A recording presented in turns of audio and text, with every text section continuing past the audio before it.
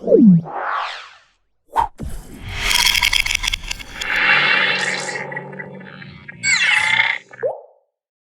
Guys, this is doctor Raj Soni from Kaushalya Academy Raipur. आज हमारा topic है डाइजेस्टिव सिस्टम के बारे में।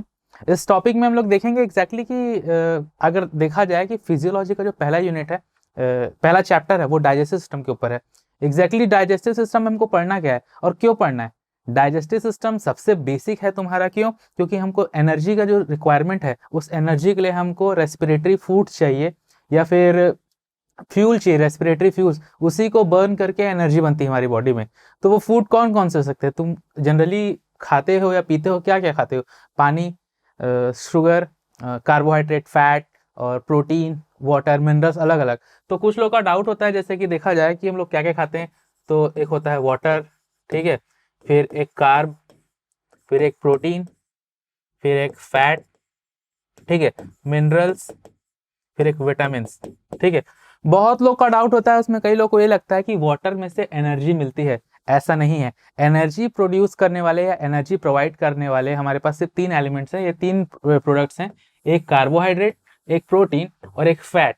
इसमें से एनर्जी मिलेगी हमको। इंस्टेंट एनर्जी का सोर्स होता है, इसलिए कभी भी जब कभी बेहोश होते हो या कुछ होता है तो हमको ग्लूकोज दिया जाता है, ना कि या तुमको चीज पिज्जा खिलाया जाता है, ठीक है।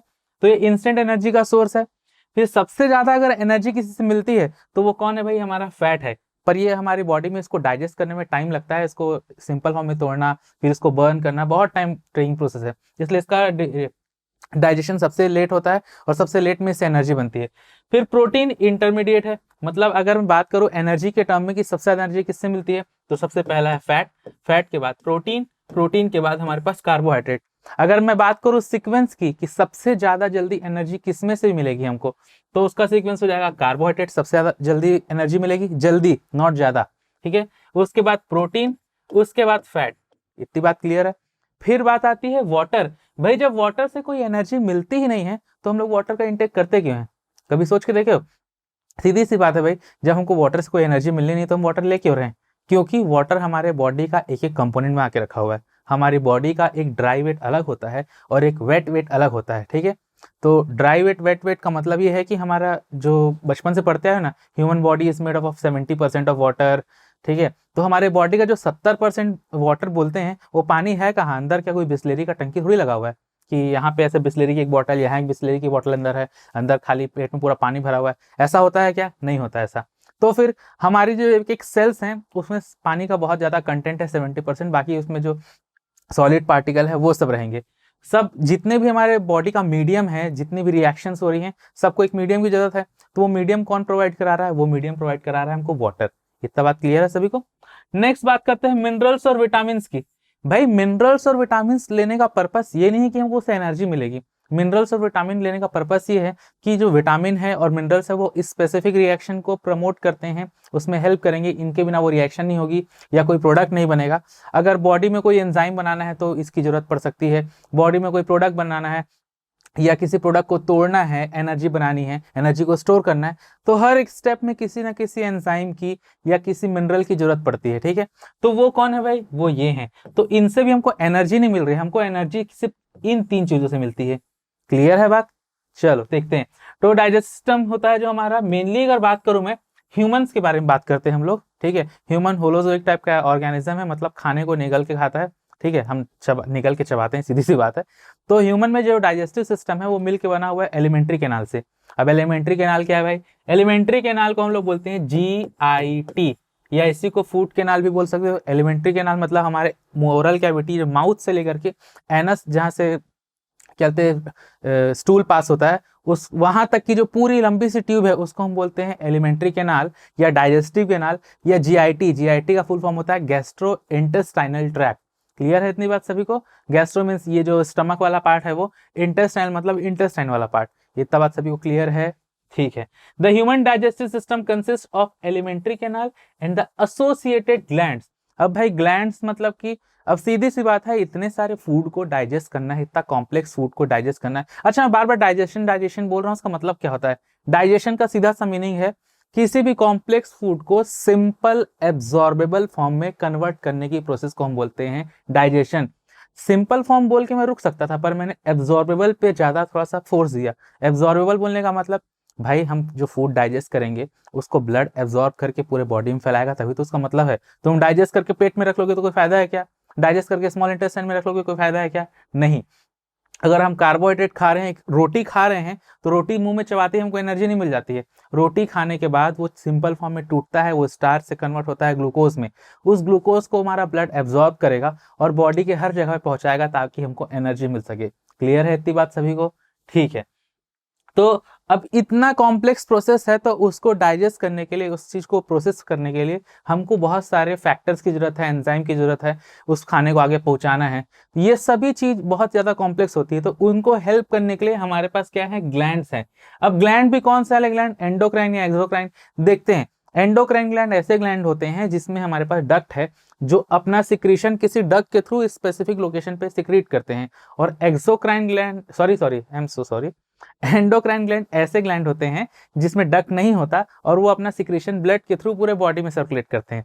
क्लियर है बात? और जो एक्सोक्राइन ग्लैंड होते हैं उनके पास प्रॉपर डक्ट होता है, एक ट्यूब होती है कि वो अपना सिक्रीशन इस स्पेसिफिक टारगेट साइट में जाके डिलीवर कर दे। जैसे कि मैं बात करूं किसी एंजाइम की, सलाइवरी ग्लैंड होते हैं, जहाँ पैरोटिड ग्लैंड है, यहाँ पे सबमेंडुलर और यहाँ पे सबलिंगुअल ग्लैंड है।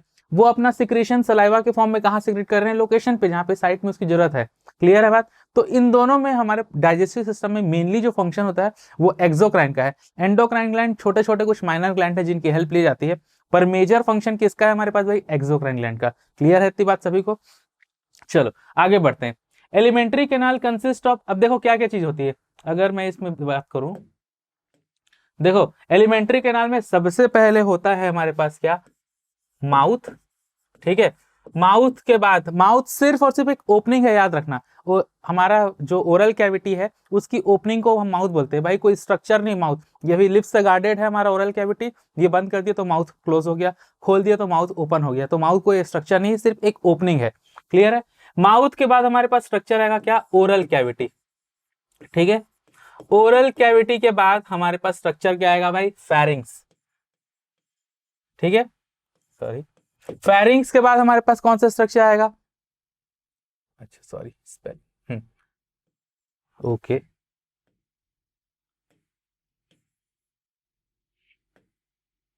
हाँ, फेरिंग्स के बाद स्ट्रक्चर आता है हमारे पास क्या? ईसोफेगस। ठीक है, ईसोफेगस। ईसोफेगस के बाद क्या स्ट्रक्चर आएगा भाई हमारे पास? ईसोफेगस के बाद है स्टमक। ठीक है, स्टमक के बाद आएगा हमारे पास क्या? Small intestine. स्मॉल इंटेस्टाइन के बाद आता है लार्ज इंटेस्टाइन, और लार्ज इंटेस्टाइन के बाद हमारे पास ये बाहर चला जाएगा तो उस पोर्शन को बोलते हैं एनस। ठीक है, तो ये पूरा का पूरा जो हमारे पास ट्यूब दिख रहा है, देखो यहां से लेकर के यहां तक, ठीक है, इस पूरे ट्यूब को हम क्या बोल रहे हैं? Alimentary canal. अब उसमें एक स्ट्रक्चर ये भी बोला था कि कंसिस्ट ऑफ एक्सेसरी ग्लैंड, उसके पास ग्लैंड होते हैं। जैसे माउथ में हमको मिलेंगे क्या? यहाँ पे सलाइवरी ग्लैंड्स मिलेंगे। ठीक है, ओरल कैविटी में ये, सॉरी ओरल कैविटी बोलना चाहिए, सलाइवरी ग्लैंड का सिक्रीशन आता है जो उसको हेल्प करता है। ठीक है, फिर फेरिंग्स में अपने को ऐसा कोई ग्लैंड कुछ खास मिलेंगे नहीं। यहाँ पे हमको टॉन्सिल्स मिलते हैं। ठीक है, देखेंगे इन सब के बारे में कहाँ पे क्या है। ईसोफेगस में भी ऐसा कुछ नहीं मिलेगा हमको। स्टमक के पास में बाजू में मिलता है तुमको क्या? लीवर। लीवर के फिर बाद जब स्मॉल इंटेस्टाइन आओगे यहाँ पे मिलेगा पेनक्रियास। तो ऐसे अलग अलग ग्लैंड इसको हेल्प करते हैं। क्लियर है इतनी बात सभी को? चलो, alimentary canal consist of buccopharyngeal cavity. Buccopharyngeal cavity मतलब बक्कल कैविटी और फेरिंग्स की कैविटी, उसको हम बोलते हैं बक्कोफेरेंजियल कैविटी। ठीक है, ईसोफेगस वो जो गले वाला पोर्शन है ना, जिसमें से ट्यूब जो खाना लेके जाता है उसको ईसोफेगस बोलते हैं। फिर स्टमक, स्मॉल इंटेस्टाइन और लार्ज इंटेस्टाइन। क्लियर है बात? फिर buccopharyngeal cavity includes buccal cavity and pharynx. कायदे से देखा जाए जो हमारा ओरल कैविटी, माउथ के बाद जो पार्ट ओपन होता है, उसमें दो टाइप की कैविटी होती है। एक होती है बकल कैविटी, एक होती है वेस्टिब्यूलर कैविटी, या फिर वेस्टिब्यूल बोलते हैं उसी को। अब ये वेस्टिब्यूल क्या है? इसी को हम टोबैको चेंबर भी बोलते हैं। जब ऐसे हम लोग दांत बंद करते हैं ऐसे करके, और ये लिप्स वाला पोर्शन है पूरा, ये बक्कल एरिया, तो देखना दांत और ये चिक्स के बीच में स्पेस बचता है, उस चेंबर को हम वेस्टिब्यूल बोलते हैं या टोबैको चेंबर बोलते हैं। क्यों टोबैको चेंबर बोलते हैं भाई? क्योंकि जो भी टोबैको च्यू करता है तो च्यू करने के बाद टोबैको को यहाँ पे होल्ड करके रखता है इस चेंबर में। वहां से धीरे धीरे टोबैको के एल्कोलाइड रिलीज होते हैं निकोटीन के फॉर्म में, और वो उनको क्या बोलते हैं? एडिक्शन प्रोवाइड करते हैं, नशा होता है उससे उनको। क्लियर है बात? फिर अब बात करें जो बकल कैविटी है, अब मेनली तो ओरल कैविटी हमको बात बकल कैविटी करनी है। तो बकल कैविटी का जो रूफ है, रूफ मतलब छत, वो किससे बना है भाई? वो पैलेट से बना हुआ है, सबको पता है। ऐसे जीभ को ऊपर टच करके देखोगे तो पैलेट नाम का स्ट्रक्चर है। पीछे वाला पार्ट सॉफ्ट होता है, आगे वाला पार्ट हार्ड होता है। सॉफ्ट वाले पार्ट को हम बोलते हैं सॉफ्ट पैलेट, आगे वाले पार्ट जो हार्ड होता है उसको हार्ड पैलेट बोलते हैं। जो बकल कैविटी का फ्लोर है वो बना हुआ है तुम्हारे फ्लोर ऑफ माउथ से, जिसके ऊपर हमारे पास टंग होता है। क्लियर है बात? और पूरे दांत, इसमें जो जॉ होते हैं, ये नीचे वाले जॉ को हम बोलते हैं मैंडिबल, ऊपर वाले जॉ को बोलते हैं मैक्सिला। क्लियर है बात? तो मैक्सिलरी बोन और मैंडिबुलर बोन दोनों में हमारे पास टीथ जो होते हैं एम्बेडेड रहते हैं, धसे हुए रहते हैं। क्लियर है बात सभी को इतना? चलो फिर देखते हैं हम लोग किसमें। बकोफेरेंजियल कैविटी पहला टॉपिक है इसका। मैंने बताया था माउथ जो है सिर्फ और सिर्फ ओपनिंग है। माउथ की गार्ड कौन, माउथ का गार्ड कौन है भाई? ये lips, upper lip, lower lip. Clear है बात सभी को? ठीक है। Anterior part of palate is called hard palate. Anterior मतलब सामने वाला पार्ट, पोस्टीरियर मतलब पीछे वाला पार्ट। तो जो रूफ होता है बकल कैविटी का वो होता है पैलेट। ठीक है, ये कुछ इस टाइप का दिखता है। ये देखो, ये अगर मैं ऊपर वाली बोन का बात करूं, यहाँ पे अगर मैं लगा दूं, यहाँ पे ऐसा मान लो टेथ है यहाँ पे बहुत सारे। ठीक है, यहाँ पे टेथ लगे हुए पूरे। तो यहाँ पे कुछ इस टाइप का मिलेगा तुमको।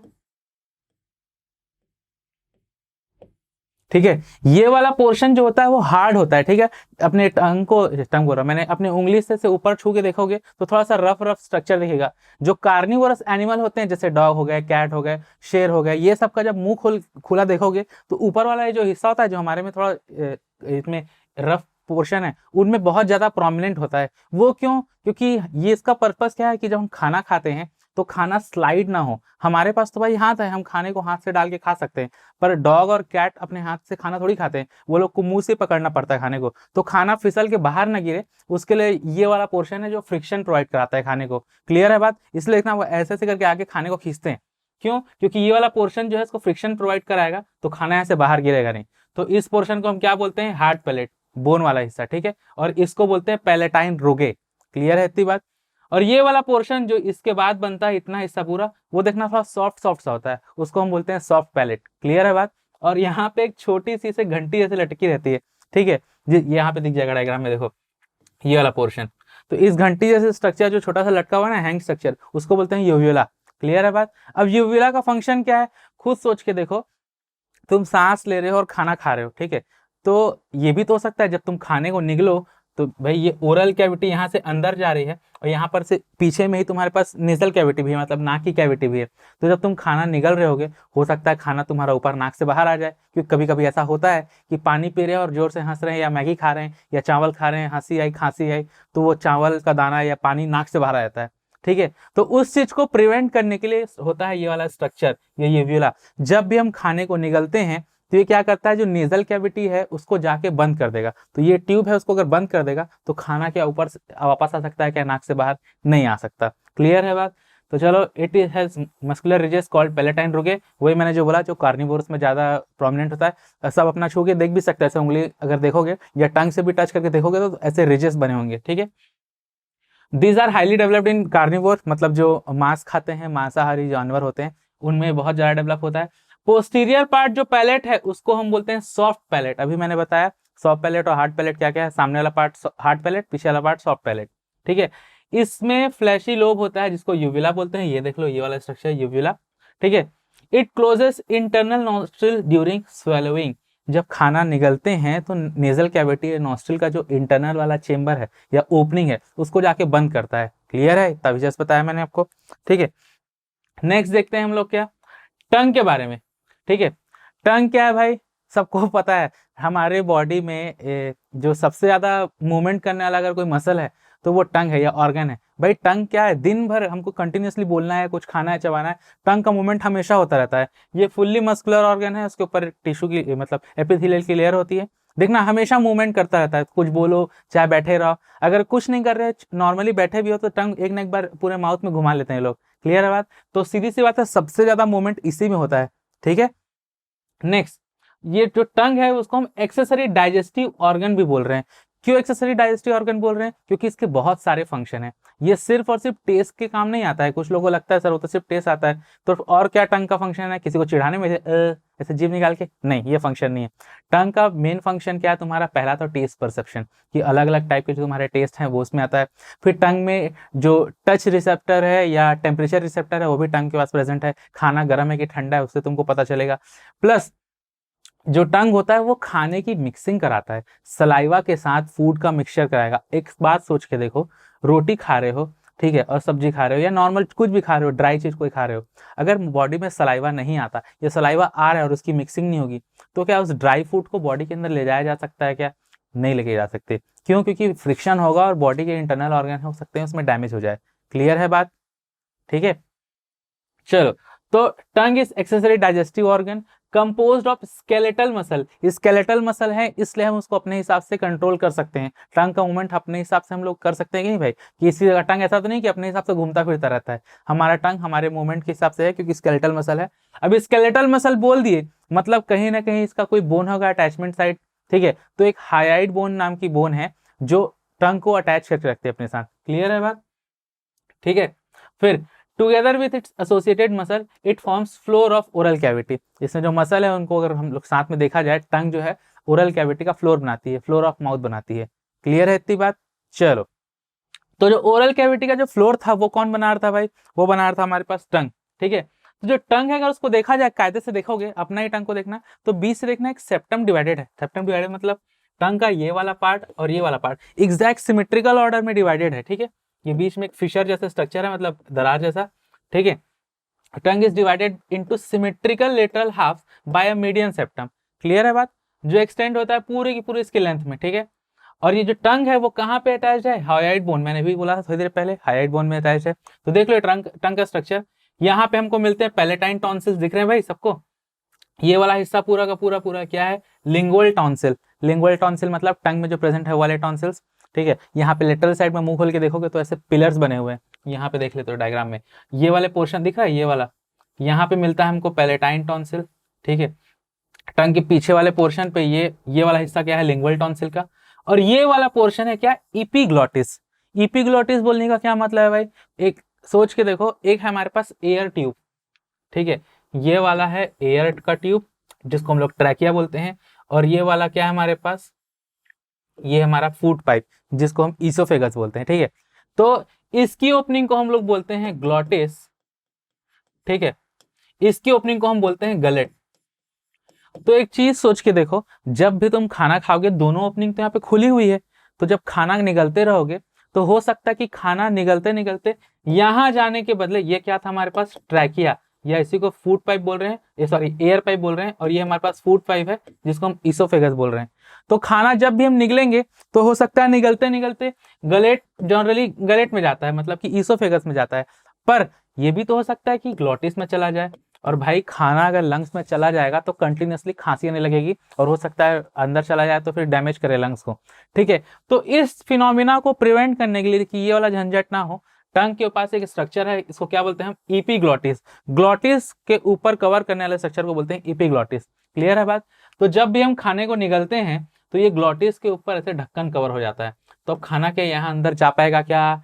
नहीं जा सकता। क्लियर है बात? तो खाना जब यहाँ नहीं जाएगा तो यहाँ जाएगा, सीधी सी बात है।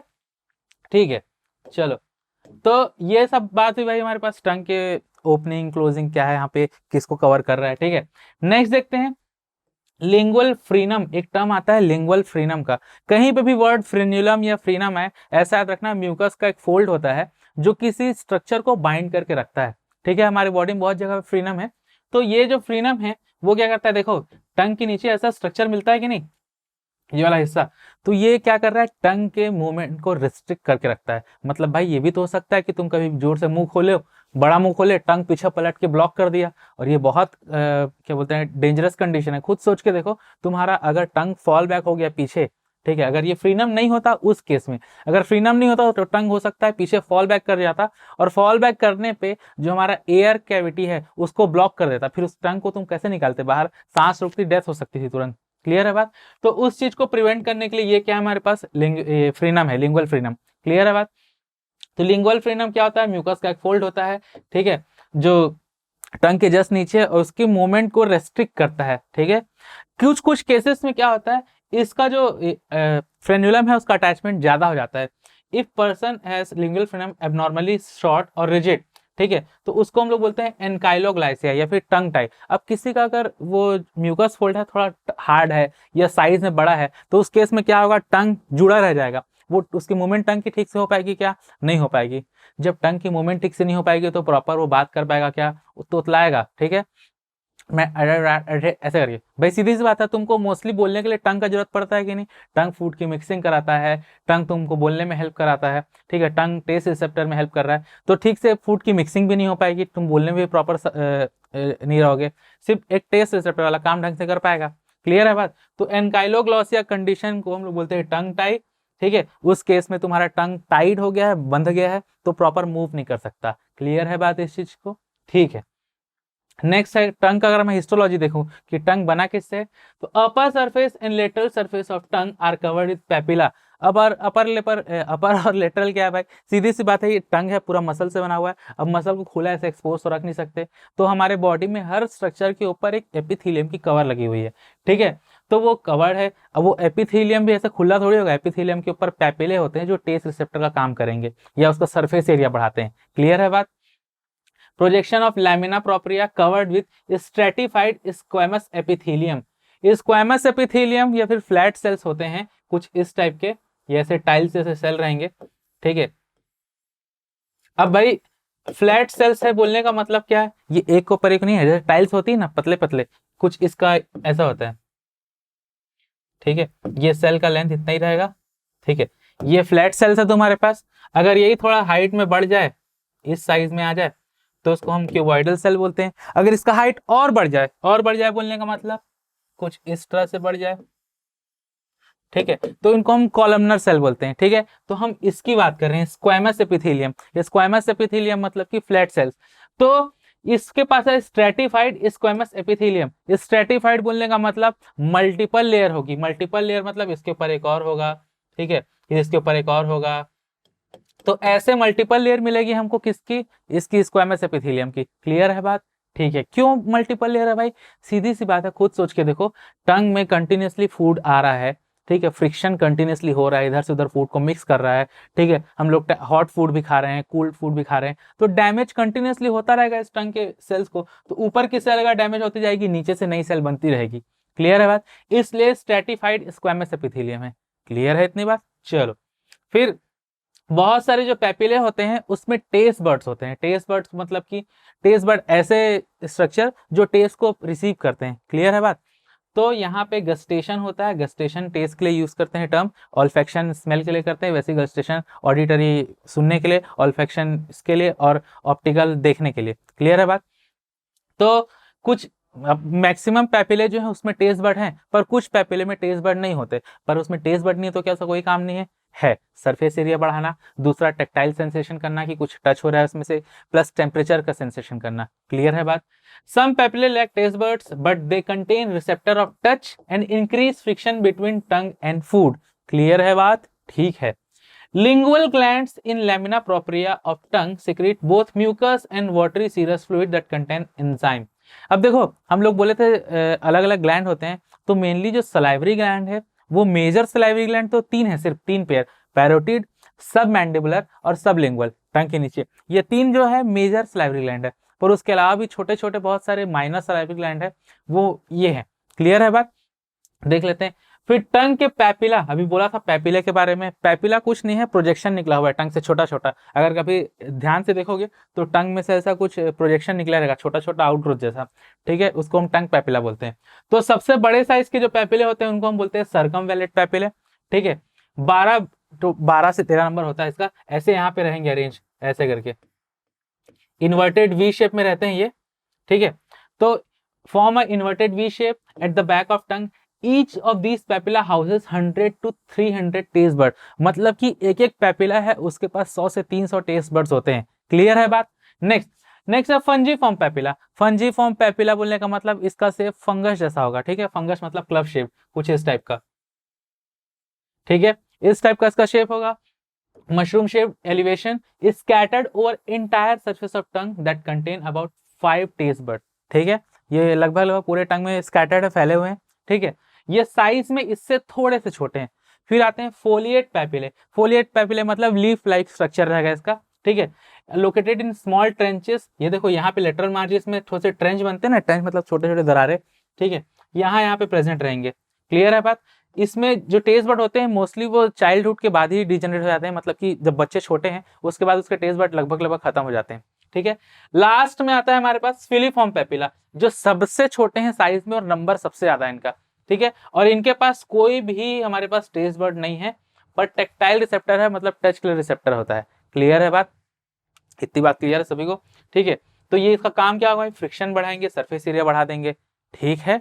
चलो देख लो, यहाँ पे ये क्या था हमारे पास, सर्कमवेलेट, ठीक है, यहाँ पे हमको क्या मिल रहे थे भाई, फोलिएट, ठीक। फंजीफॉर्म यहाँ पूरे स्कैटर्ड है, पूरे इसमें फैले हुए हैं, और फिलीफॉर्म यहाँ छोटे छोटे बहुत सारे मिलेंगे हमको। क्लियर है बात। चलो नेक्स्ट हम लोग इतने से टेस्ट बट कर रहे हैं, तो भाई ये टेस्ट बट एग्जैक्टली है क्या, देखते हैं। टेस्ट या गस्टेशन एक केमिकल सेंस है, हमारे सेंसेशन का टाइप है कि भाई हमको कुछ फील हुआ, बोलते हैं ना, अरे ये मीठा लग रहा है, ये कोल्ड ड्रिंक मीठा है, ये रसगुल्ला मीठा है, ये बहुत सॉल्टी है। तो ये सब अलग अलग टाइप के टेस्ट क्या है एग्जैक्टली दिमाग में केमिकल कंफ्यूजन क्रिएट करते हैं, कंफ्यूजन भी नहीं, केमिकल लोचा ऐसा टर्म यूज करते हैं ना मूवी में, वैसा टाइप का है कि भाई खुद सोच के देखो, तुम जब केक खाते हो तुमको दिमाग में, अरे वाह मीठा लग रहा है, ठीक है, फिर तुम नमक चाटते हो तो तुमको नमकीन लगता है, फिर कुछ और खाते हो तो उसका टेस्ट, मिर्च खाते हो तो उसका तेज लगता है टेस्ट, ठीक है, फिर दही खाते हो तो वो खट्टा लगता है। तो ये सब एक्चुअल में क्या है भाई, खा तो रही हो तो दिमाग में फीलिंग आती है ना, ठीक है।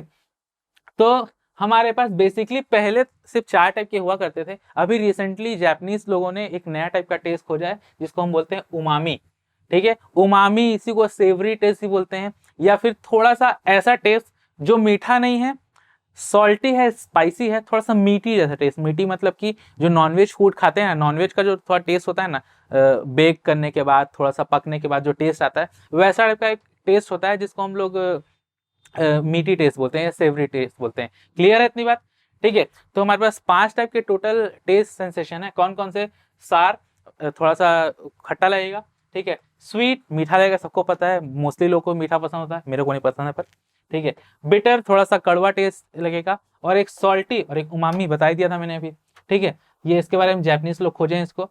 जितने भी बाकी के फ्लेवर्स हैं कि जो हम लोग को चॉकलेट का फ्लेवर आता है, कॉफी का फ्लेवर आता है, पेपर का फ्लेवर आता है, जितने भी अलग अलग टाइप के फ्लेवर है, ये सारे बेसिक फ्लेवर के कॉम्बिनेशन है, प्लस हमारे जो ऑल्फेक्शन का सेंटर है उसके कॉम्बिनेशन है।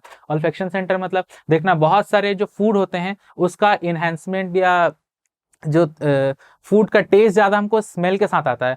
कई बार देखना, तुमको अगर फूड का टेस्ट बहुत अच्छा है पर स्मेल अगर खराब आ रही होगी तो तुम उस चीज को नहीं खा सकते। क्लियर है बात। सर्दी के टाइम पे कई बार खाना ढंग से नहीं खिला पाता क्योंकि सर्दी के टाइम पे नाक ब्लॉक होती है और स्मेल हमको प्रॉपर नहीं आ पा रही होती। क्लियर है बात। तो कोई भी चीज के टेस्ट के लिए एक स्मेल एक अच्छा बड़ा फैक्टर है। ठीक है, क्लियर है इतना बात। चलो नेक्स्ट, अच्छा ये लोकेशन देख लो। जो स्वीट का जो पोर्शन है, जो तुम स्वीट का टेस्ट सेंसेशन करते हो वो इस पोर्शन के टंग के टिप वाले पोर्शन से करते हो। ठीक है, जो सारा खट्टा वाला पोर्शन है वो तुमको इस वाले पोर्शन से पता चलता है। ठीक है, जो बिटर टेस्ट है तुमको बिटर वाला वो इस पोर्शन पे पता चलेगा तुमको, मतलब टेस्ट का सेंसेशन इस पोर्शन से होता है। ठीक है, उमामी है वो ओवरऑल पूरे के पूरे टंग में मिलेगा तुमको, मतलब ये जितना हिस्सा खाली का दिख रहा है ना पूरा ये सब। ठीक, और जो सॉल्टी टेस्ट है वो इस पूरे के पूरे पोर्शन में मिलता है तुमको। क्लियर है बात इतना। चलो तो ये सब हुए हमारे टेस्ट के सेंसेशन, कहाँ पे क्या मिल रहे हैं हमको। नेक्स्ट देखते हैं हम लोग क्या, टंग तो कंप्लीट हो गया। नेक्स्ट ओरल कैविटी में और क्या स्ट्रक्चर बचा, चिक्स हैं, चिक्स के बारे में कुछ जानना नहीं अंदर से, वो भी भाई तुम्हारे सिर्फ चेंबर के वॉल बना रहे हैं ओरल कैविटी के। नेक्स्ट जो इंपॉर्टेंट स्ट्रक्चर है वो क्या है, टीथ। ठीक है, जो टीथ होते हैं वो क्या है भाई हमारे पास, टीथ का मेन फंक्शन क्या है, हाँ ऐसे दांत दिखा के हंसना ही करके नहीं, तो क्या फंक्शन है भाई, टीथ का फंक्शन है क्या कि इसका जो मेनली फंक्शन है, तुम खाना खा रहे हो तो खाने को ग्राइंड करना पड़ेगा, च्यू करना पड़ेगा, शेयर करना पड़ेगा, टीयर करना पड़ेगा, ये सब फंक्शन कौन करेगा, टीथ करेगा। और नो डाउट तुमका एस्थेटिक वैल्यू भी है इसकी कि दांत नहीं होंगे तो इंसान थोड़ा भोबला गंदा सा दिखता है, दांत होने पे थोड़ा अच्छा दिखता है। ठीक है, तो ओरल कैविटी में जो हमारे ये हमारी जो ओरल कैविटी उसमें बहुत सारे टीथ होते हैं। बहुत सारे बोलने का मतलब क्या, 100-150 नहीं, 32 मैक्सिमम नंबर है। ठीक है, और अगर किसी को डिजीज है तो फिर वो बढ़ सकता है, कम भी हो सकता है। क्लियर है बात। Oral cavity has number of teeth and muscular tongue, muscular tongue के बारे में हम देख चुके हैं। Each tooth is embedded in socket of jaw bone, इसको हम लोग बोलते हैं इस देखो ह्यूमन टीथ के लिए 4 वर्ड याद रखना, कौन कौन सा? थीकोडोंट, ठीक है, ब्यूनोडोंट, ठीक, और डाइफायोडोंट, ठीक, और सॉरी, हाँ थीकोडोंट हो गया, ब्यूनोडोंट हो गया ये, और हेट्रोडोंट, ठीक है। ये 4 टर्म होंगे ह्यूमन डेंटिशन के बारे में। ह्यूमन डेंट, इस पे एक बहुत बड़ा अलग टाइप क्वेश्चन आया। थीकोडोंट बोलने का मतलब जो ह्यूमन के टूथ होते हैं वो कैसे होते हैं? धसे हुए होते हैं। धसे हुए किसमें भाई? ये जो बोन दिख रहा है ना हमको, ये मैंडिबल और ये मैक्सिला, इसमें टूथ इसके सॉकेट में बोन के अंदर धसे हुए हैं। क्लियर है बात? किसकी हेल्प से? अपने रूट की हेल्प से। फिर एक टर्म आता है ब्यूनोडोंट। ब्यूनोडोंट मतलब हमारे जो टूथ होते हैं उसमें मिलते हैं हमको कस्प। कस्प बोलने का मतलब कभी दांत को जो पीछे वाले मोलर्स हैं या प्री मोलर्स उनको छू के देखना, एक स्मूथ सा तुमको एक ऊपर कस्प मिलेगा कुछ इस टाइप का। ये इस टाइप का स्ट्रक्चर मिलता है ना, इसको हम लोग कस्प बोलते हैं, ठीक है। ये क्या कर रहा है भाई? एलिवेशंस उठे हुए हैं दांत के ऊपर। नॉर्मली अगर दांत ऐसा होता तो एक अलग बात थी, प्लस कैसा हो गया हमारे पास? कुछ इस टाइप का हो गया, ठीक है। तो ये जो उठा हुआ स्ट्रक्चर दिख रहा है ना, इसको हम लोग बोलते हैं एलिवेशंस या फिर कस्प। क्लियर है बात? तो ये कस्प के प्रेजेंस के कारण हमारा जो टूथ का टाइप है उसको हम लोग क्या बोल दिए? ब्यूनोडोंट। थीकोडोंट मतलब धसे हुए। फिर एक टर्म आता है डाइफायोडोंट। डाइफायोडोंट को बोलने का क्या मतलब होता है भाई? डाइफायोडोंट बोलने का मतलब है ह्यूमन में डेंटिशन 2 बार आते हैं। एक होता है प्राइमरी डेंटिशन जिसको हम लोग मिल्क टूथ बोलते हैं, दूसरा होता है परमानेंट डेंटिशन जो एक एज के बाद आता है। इतनी बात सभी को पता ही होगी शायद तक। लास्ट एक टर्म है हिट्रोडोंट, सबको अलग अलग देखेंगे अभी हम लोग। हिट्रोडोंट बोलने का मतलब ह्यूमन में जो दांत होते हैं वो अलग अलग टाइप के होते हैं, फंक्शन के बेसिस पे और स्ट्रक्चर के बेसिस पे, ठीक है। तो इसलिए हिट्रोडोंट एक होता होगा। होमोडोंट मतलब कि सारे के सारे दांत एक टाइप है। क्या ह्यूमन में सारे दांत एक टाइप के होते हैं? नहीं, ह्यूमन में सारे दांत अलग अलग टाइप के होते हैं। क्लियर है बात? सारे दांत अलग बोलने का मतलब ऐसा नहीं कि मेरे दांत और उस आदमी के दांत अलग अलग हैं, नहीं, मेरे मुंह में जो 32 टाइप के टीथ हैं उसमें अलग अलग टाइप के टीथ प्रेजेंट है। देखते हैं, ठीक है। ईच टूथ इज एम्बेडेड, इसको हम लोग क्या बोले थे भाई? थीकोडोंट बोले थे कि नहीं? बोले थे। ह्यूमन टीथ आर ब्यूनोडोंट मतलब कस्प के साथ प्रेजेंट होते हैं। This type of attachment is called thecodont, ये देख रहा जो बोला था मैं। फिर an adult human has 32 permanent teeth, ठीक है, जो कि हिट्रोडोंट होते हैं, मतलब कि 4 अलग अलग टाइप के हैं। देख लेते हैं 4 अलग अलग टाइप के कौन कौन से टूथ हैं, देखते हैं। हमारे पास जो टूथ है ह्यूमन का, ओके, ह्यूमन डेंटिशन, ठीक है, 4 अलग अलग टाइप के हैं हमारे पास। एक होता है पहला क्या? इंसाइजर। दूसरा क्या होता है? कैनाइन। तीसरा क्या होता है? प्रीमोलर। और चौथा क्या होता है हमारे पास भाई? मोलर होता है। क्लियर है बात?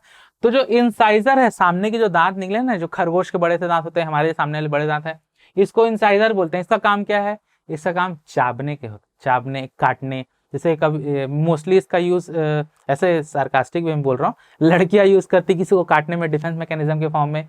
तो जो ऐसे किसी को काट दिए, चाप दिए, तो ऐसा बाइट मार्क बनता है ना, वो इसी दांत के कारण बनता है। तो भाई क्या इसका यूज क्या दूसरे को काटने में बस करते हैं? नहीं, कभी जब खाना खाते हो तो रोटी वोटी जब तोड़ते हो, दांत से जब काटते हो उस चीज को, तो इस दांत का यूज होता है, ठीक है। कभी भी क्या रोटी कैसे पीछे वाले दांत से काटने जाते हो क्या? नहीं, सामने वाले दांत से इसको बाइट किया जाता है, काटा जाता है। क्लियर है बात?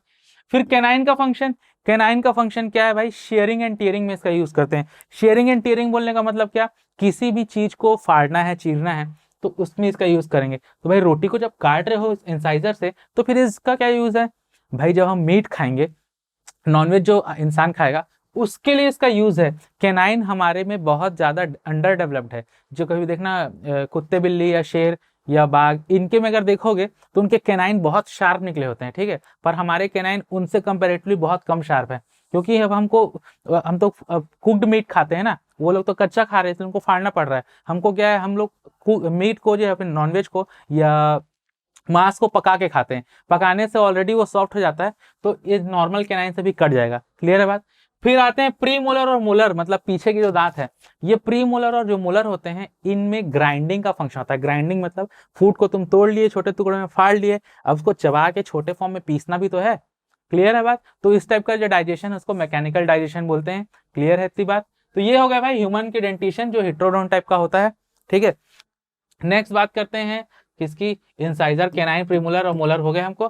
ठीक है, ये देख लो, ये वाला पोर्शन क्या है इंसाइजर का, ये दोनों इंसाइजर हैं। ये वाला कैनाइन है, ये शार्प सा लंबा सा कैनाइन का टूथ होता है। ये प्रीमोलर है और ये मोलर है। क्लियर है बात। ठीक, next, teeth eruption begins bye 6 to 8 month. मत इरप्शन बोलने का मतलब निकलना।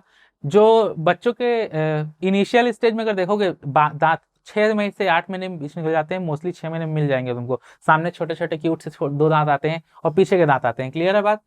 सेंट्रल इंसाइजर सबसे पहले इरप्ट होंगे। सेंट्रल इंसाइजर मतलब यही सामने वाला दांत, बच्चों में देखना ना दांत निकलता है छोटा छोटा, बहुत क्यूट लगता है। ठीक है, पर काटते भी उसे बच्चे लोग। ह्यूमंस हैव डाइफायोडोन डेंटिशन, अभी बताया था मैंने, मतलब कि पूरे जो टीथ है या डेंटिशन है टोटल 2 बार में इरप्ट होंगे। क्लियर है बात। एक मिल्क टीथ या डेसिडुअस डेंटिशन बोलते हैं उसी को। दूसरा वाला क्या होता है, परमानेंट टीथ। क्लियर है बात। मिल्क टीथ कंप्लीट हो जाता है 2 साल की एज तक। ठीक है, मतलब बच्चा 2-3 साल की एज तक आते आते उसके पूरे के पूरे मिल्क टीथ आ जाएंगे। ठीक, बाद में इन्हीं का रिप्लेसमेंट होता है परमानेंट टीथ के थ्रू। अगर ज्यादा चॉकलेट नहीं खा रहा है, दुनियादारी की चीज नहीं खा रहा है, तो उसके 6-7 साल तक ये मिल्क टीथ मेंटेन रहते हैं। ठीक है, फिर उसको रिप्लेस कौन करते हैं, परमानेंट टीथ। मतलब मिल्क टीथ शेड हो जाते हैं, झड़ के गिर जाते हैं और उस पर क्या आ जाएगा, परमानेंट टीथ। क्लियर है बात। एक इंपॉर्टेंट बात है ये, इस पे बहुत बार क्वेश्चन आया हुआ है, कौन से टूथ हैं जो क्या बोलते हैं बच्चों में नहीं मिलते। ठीक है, बच्चों में नहीं मिलने वाले टीथ कौन से हैं, प्रीमोलर्स। ठीक है, प्रीमोलर हमारी बॉडी में मिलते हैं एडल्ट्स के केस में, मतलब परमानेंट डेंटिशन जब होगा तब मिलेंगे, पर बच्चों के केस में ये नहीं मिलने वाले हैं। क्लियर है बात। चलो, फिर एक टर्म आता है डेंटल फॉर्मूला। बहुत बार इसके ऊपर क्वेश्चन पूछा है डेंटल फॉर्मूला के ऊपर। डेंटल फॉर्मूला कुछ नहीं है, टीथ जो अरेंज होते हैं हमारे दांतों में उसको हम लोग डेंटल फॉर्मूला बोलते हैं। कैसे, 2 टाइप से होगा, एक तो बच्चों का होगा, सीधी सी बात है, और एक एडल्ट का होगा। तो बच्चों का देख लेते हैं, इसको प्राइमरी डेंटिशन बोल लो। ठीक है, या डेसिडुअस डेंटिशन बोल लो। इसका होगा 2102।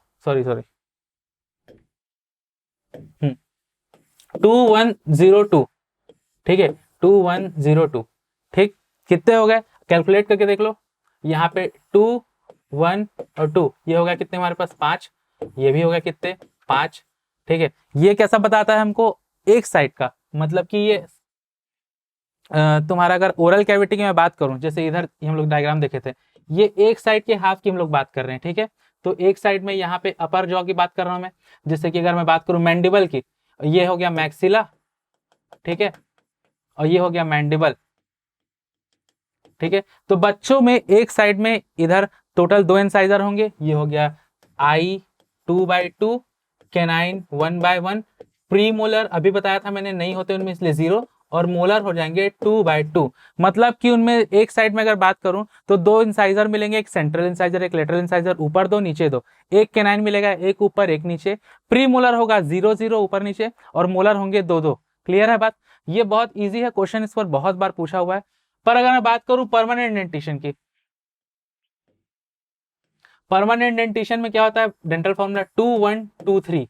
ठीक है, 2123। देखो डिफरेंस कहां पे आया, इसका नंबर 3 हो गया और इसका नंबर 0 से 2 हो गया। मतलब कि अगर कैलकुलेट करके देखोगे, एक साइड में 2 दांत यहाँ पे सेंट्रल इंसाइजर और लेटरल इंसाइजर मिल गए, एक एक कैनाइन ऊपर नीचे, 2-2 प्रीमोलर ऊपर नीचे और 3-3 मोलर ऊपर नीचे हो गए। क्लियर है बात। ये सब एक साइड की बात चल रही है, मतलब कि ये कितने हो जाएंगे टोटल, यहाँ पे 16 इस तरफ हो जाएंगे और इस साइड पे 16 हो जाएंगे, तो टोटल 32 होंगे कि नहीं। और प्राइमरी डेंटिशन में या बच्चों में कितने होंगे हमारे पास, 20। क्लियर है बात। चलो, तो arrangement of teeth in each half upper and lower jaw in order, incisor, canine, pre molar, molar, इसको हम रिप्रेजेंट करते हैं तो उसको डेंटल फॉर्मूला बोलते हैं। ठीक है, ये एडल्ट में होता है 2123। क्लियर है बात। चलो, तो ये इक्वेशन क्यों इंपॉर्टेंट है भाई, सीधी सी बात है, एग्जाम में बहुत बार इससे क्वेश्चन पूछा है, अलग अलग टाइप में मॉडिफाई करता है कि कौन सा डेंटिशन एक ही बार आता है, कौन सा दांत एक ही बार आता है। तो कुछ लोग सोचते हैं कि प्रीमोलर हमेशा आंसर बनता है, क्योंकि प्रीमोलर तुमको और थर्ड मोलर ये ना बच्चों में था और ये एडल्ट डेंटिशन में एक ही बार आता है। क्लियर है बात।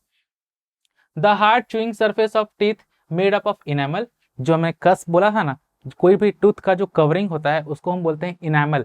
इनेमल तुम्हारे वर्ल्ड में हार्डेस्ट स्ट्रक्चर है। क्लियर है बात।